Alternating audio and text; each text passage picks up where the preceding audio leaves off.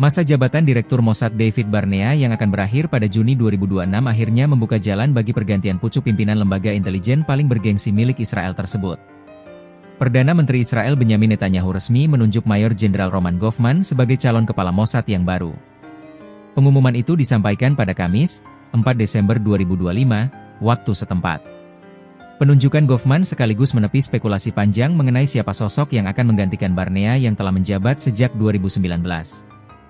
Roman Goffman adalah seorang perwira yang sangat berjasa.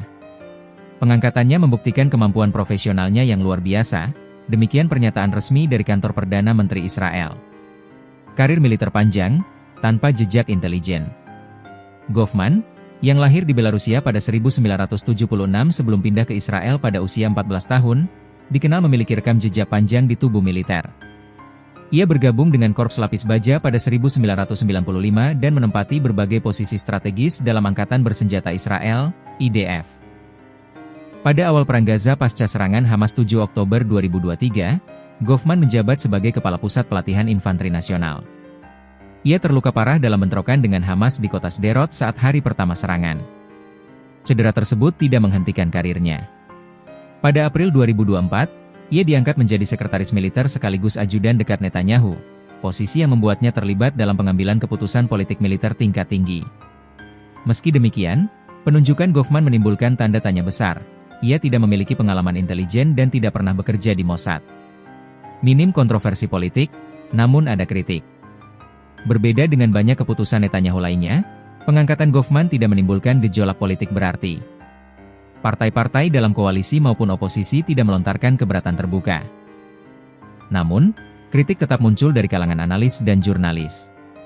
Uri Misgaf, kolumnis Haaretz, menilai keputusan Netanyahu berisiko. Goffman tidak layak untuk memimpin Mossad. Ia tidak memiliki pengalaman intelijen yang diperlukan untuk memimpin organisasi yang beroperasi di banyak front, tulis Misgaf. Kendati demikian, pemerintah Israel menegaskan bahwa pengalaman Goffman dalam struktur komando militer, strateginya dalam operasi Gaza, serta kedekatannya dengan Netanyahu justru menjadi nilai tambah. Mossad tidak tersentuh skandal 7 Oktober. Mossad selama ini dikenal sebagai salah satu badan intelijen paling efektif di dunia. Namun, pasca serangan 7 Oktober 2023 yang menewaskan lebih dari 1.100 warga Israel, dua badan intelijen lain Shin Bet dan Aman, intelijen militer, mengakui kegagalan mereka dan pimpinannya mengundurkan diri. Mossad justru relatif tidak tersentuh kecaman.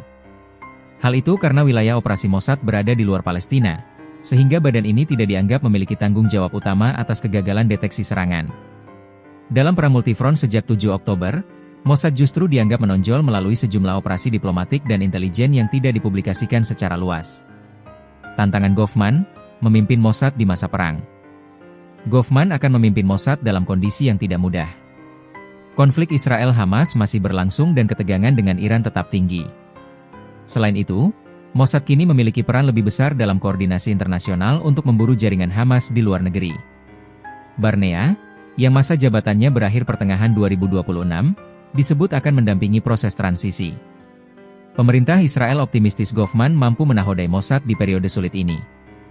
Dia memiliki integritas, keberanian, dan pengalaman tempur yang telah teruji, terang pernyataan kantor Netanyahu.